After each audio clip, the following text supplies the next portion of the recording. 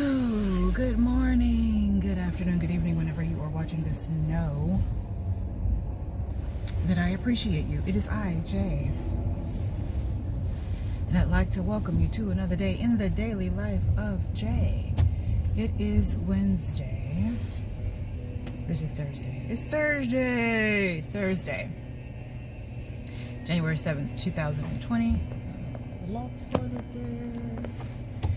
2021. Jesus, please do not take me to 2020. That year has come and gone, and we have learned our lessons, hopefully.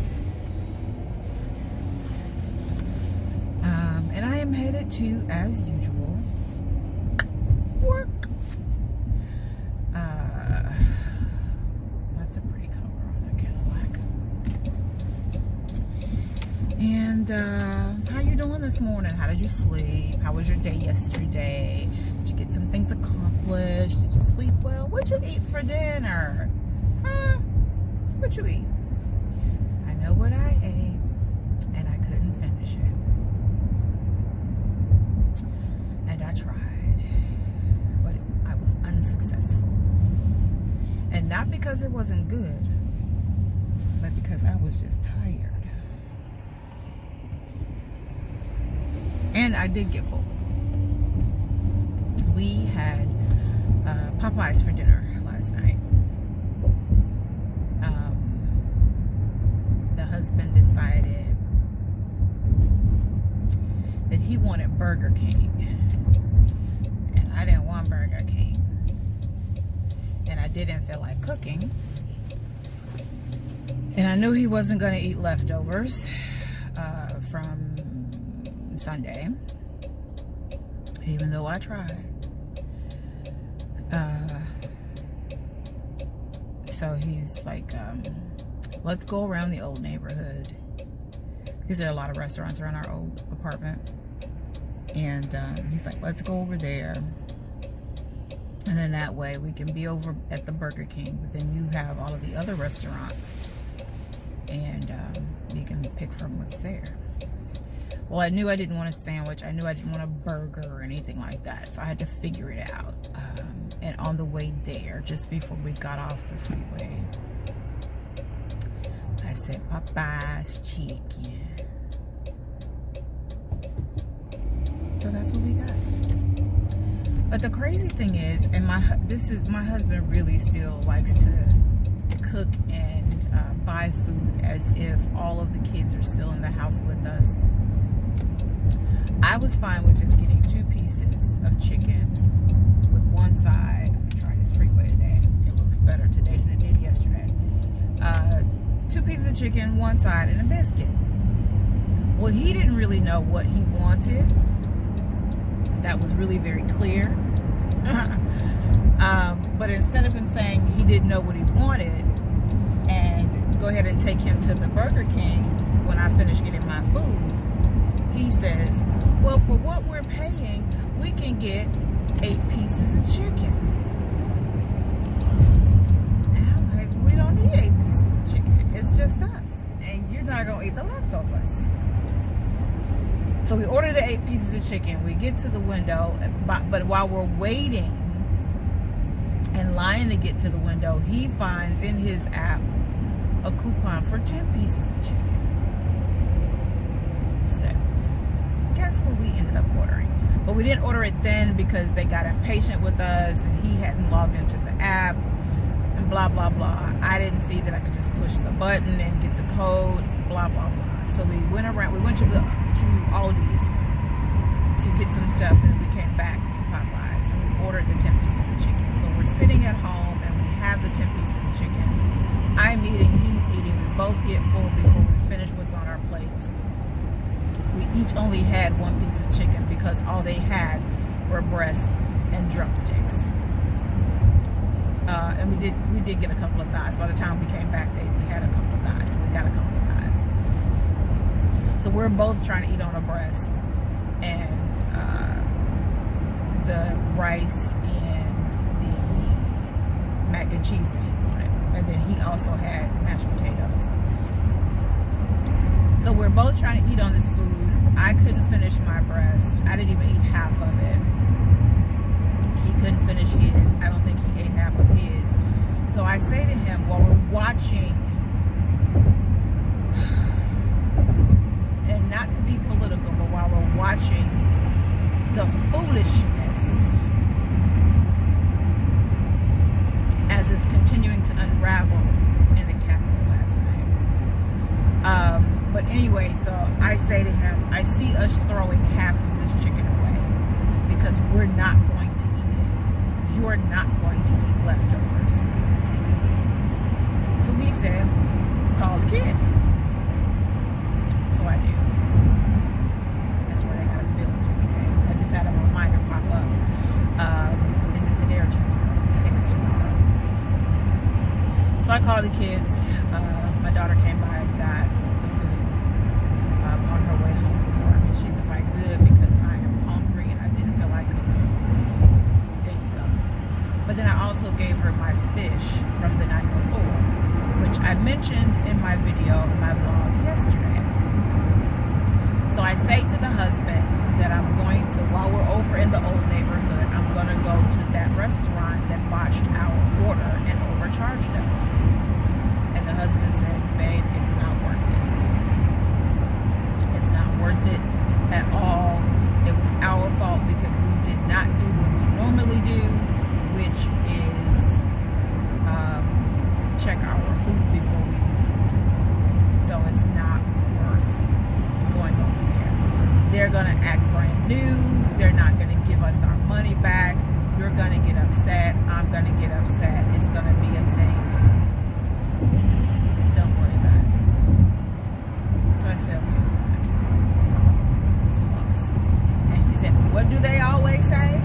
And I'm like, dude, I only heard you say it. I've never heard anybody else say this. He has this saying, the best lesson is the bar lesson. I've never heard anyone else say that, but he says it.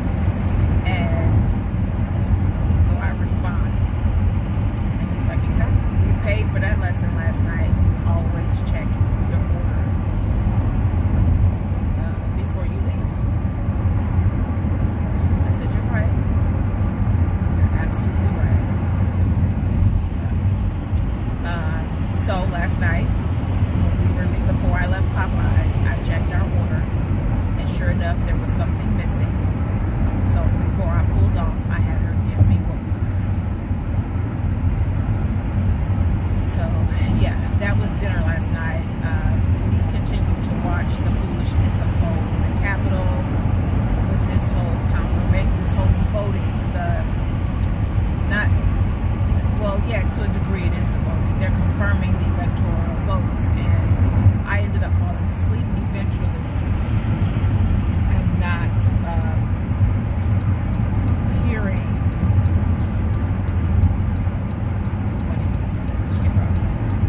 hearing the rest of the process. But of course, by the time I woke up this morning, everything was done. Everything is confirmed. Biden is the new president. Kamala's the new vice. And all is well in the world, I pray. The last thing that I heard was the opposition regarding the Pennsylvania electoral votes. That was the last thing I heard before I fell asleep. So I am really very disappointed, and I am not a political person. I've just really been more into politics in the last year. Yeah, I was going to say 4 years, but no, in the last year. Because of everything that has happened. Well, come on, honey, because right now you in my way. In the last, I was going to say the last 4 years, but in actuality, it's the last year. Even though I was in disbelief when DJT got into office. I was in 100% disbelief. Couldn't believe it. But this last year has really had me questioning the mental state of so many people. Yes, it's very, very clear that racism is not dead. And as a black woman in the United States, with the history that we have, I knew it wasn't dead. As a black woman with 3 children, I knew that it wasn't dead. But I had never seen it to this degree, as blatantly as it's being displayed now. My grandparents saw it. My mom probably saw it a little bit. My dad saw it. I know that my dad saw it because part of his married life he spent in Mississippi. So I knew that he saw it. But I had never seen it so blatantly. I've seen it, the subtleties of it. My children have seen it in the subtle ways as well. But to see it full on like this, it's like, wow. These people really do believe they still own black folk, and that black people should not have any rights whatsoever, and that they are the supreme. Oh, Jesus. See, I told you guys, there's always something on the road when you get on the freeway. I just saw a freaking ladder. And this dude's carrying all his stuff, and none of his stuff is tied down, so he might end up losing something. There's always something on the road on the freeway. I can't stand it. But I got on the freeway today because I wanted to get to work just a little bit earlier than I've been getting there. But anyway, to see it, oh, I know what I didn't do. I can't. I'm sorry. I'm kind of all over the place, remembering things as I go along. I need to pay a bill today. And I meant to stop by the bank to get the cash out so I can pay the bill in cash. Luckily, there's a branch right across the street from us, so I'll go there. But to see it so blatantly, and to know that these people still believe the way that they believe, and I won't even say all. But as I was telling my colleagues yesterday, I wonder if I had stayed in any one of the interracial relationships I was in, how I would be looked upon right now. And that's not to say that the person that I was in the relationship with would look at me differently. But then again, there's a possibility of it simply because I would be up in arms like I am now, agitated by what's going on, and trying to express that to my non-black counterpart would be difficult without being upset about it. But then them also trying to make me understand not how they feel about me, but how their race feels about me and why. That would be a problem for me. And I don't know that any of the men that I dated that were white, I don't know that any of them would try to explain it to me, because to my knowledge, none of them felt this way. And I can't say, well, just because they dated a black woman, they didn't feel this way. I can't say that. Because there were some that dated black women. There was one in particular that dated black women, and it was very clear that although he dated black women and he appreciated the black woman's physique and personality and fire that is unique to her, he also felt like we were his possession. So yeah, I don't know that I would be able to successfully be in an interracial relationship right now. And again, not because I didn't love that person or wouldn't love that person and they wouldn't love me, but because it would be very difficult to, I think, relate to what's really relate to them in light of what's happening now in the world. So yeah, I don't know how successful I would be with that. I don't know. I feel like I'm losing my voice right now. I need some hydration for one. But I think I'm going to have some tea as well.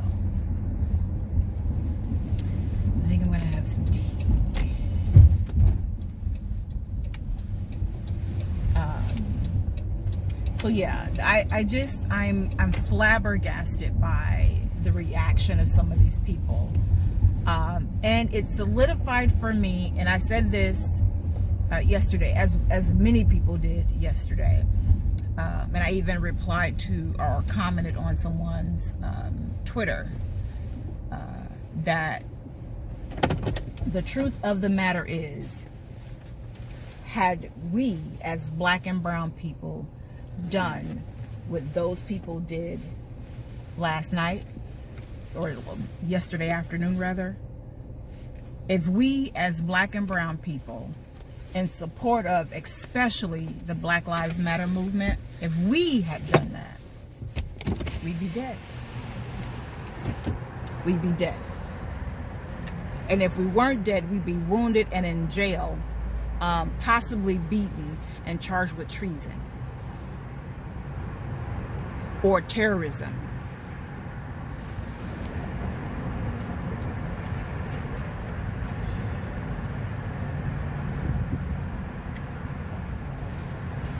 Because they wouldn't have accepted that from us.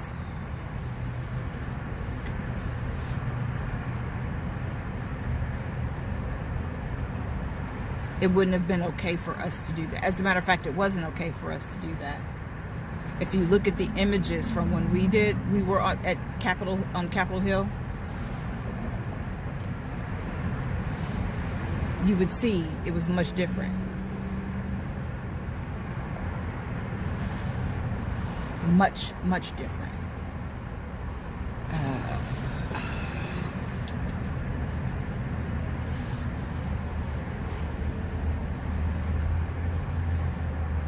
And someone else said something that I 100% agreed with. I found very, very valid. You cannot police what you support.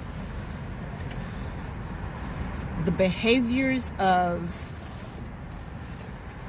those in law enforcement roles, or the role of protecting and security, the fact that they behaved the way that they did yesterday,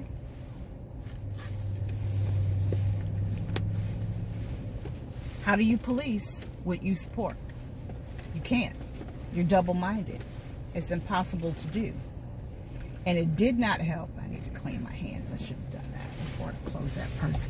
It did not help that our commander-in-chief, one, incited the foolishness, and two, stood by and watched it happen and didn't say anything until he had been pressured by multiple people to do it. And then told these people that he appreciated them and he loved them, while when the Black Lives Matter movement was going on and the protests were going on and the people were speaking out about the inequalities and the unfair treatment and the police brutalities and on and on and on, he said that we were hoodlums and terrorists and all of those things that he had to say about us as human beings, while not calling us human beings. But he told these people he appreciated them and he loved them. Now again, the racism is blatant, and in his case, to my knowledge, it always has been. But to see it on the platform that we are now witnessing it is more like, wow. Is this what we're really doing now as the United States of America?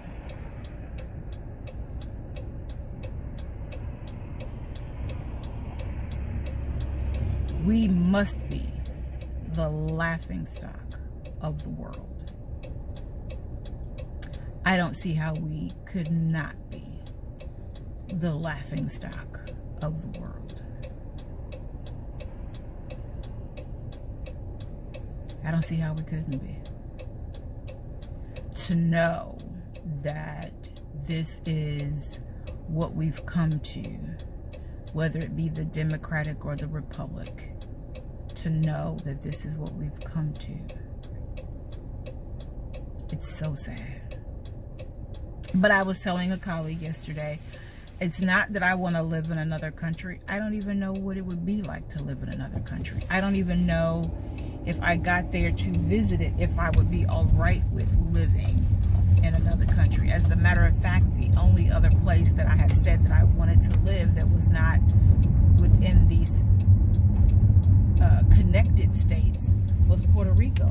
But it's still a part of the United States of America. So I don't want to live anywhere outside of the U.S. that I know of. But at the same time, I am not proud of what's been happening here lately. The foolishness of it all. The blatant disrespect. The quite visible racism.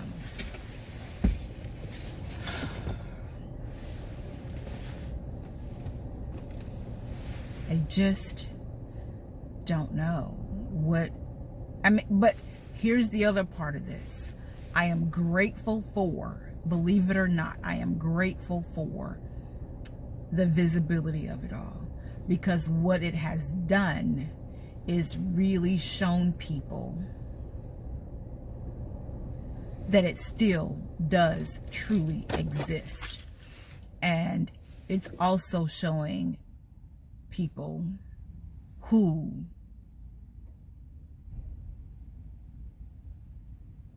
even though they may have never behaved that way before, who really is and truly is a racist person. One that believes that the black and brown people should not have any privileges whatsoever. And that anyone that opposes you, whether you are right or wrong, anyone that opposes you, your opinion, your beliefs, should be done away with. It has made this so visible, and I am so grateful that even if they still had the beliefs, that DJT should still be in the White House for another 4 years, they decided that it was not in the best interest of the United States. It was not in the best interest of the Democratic or Republic, whichever you choose to call it, to have him in the office for another 4 years. Because what happened yesterday was just unbelievable. And again, the fact that he won, incited that thing, he started that thing, and then sat back after lying to the people over and over again, sat back and watched it happen, and then did nothing to stop it until he was pressed to do something.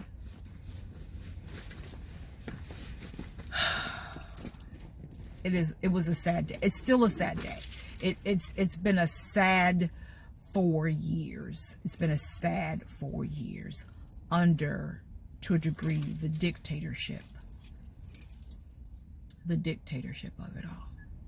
So I'm gonna go inside. It is not quite, it's almost 1:45, and like I said, I wanted to get in a little bit earlier than before. I am tired, but I kind of just want to get some things done before I get the work day truly started. So yeah, Peace and blessings. Remember to walk in your purpose. Know that I appreciate you. And pray for our country, as well as those in the government. Because the next 6 months to a year are going to be very difficult to manage, to unravel all of the stuff that's been put into a large spaghetti pot over the last 4 years. Also pray for those who, because of this horrible COVID-19, they have either battled with it, died from it, their family members have battled or died. Pray for me, because I'm still dealing with some of the residue.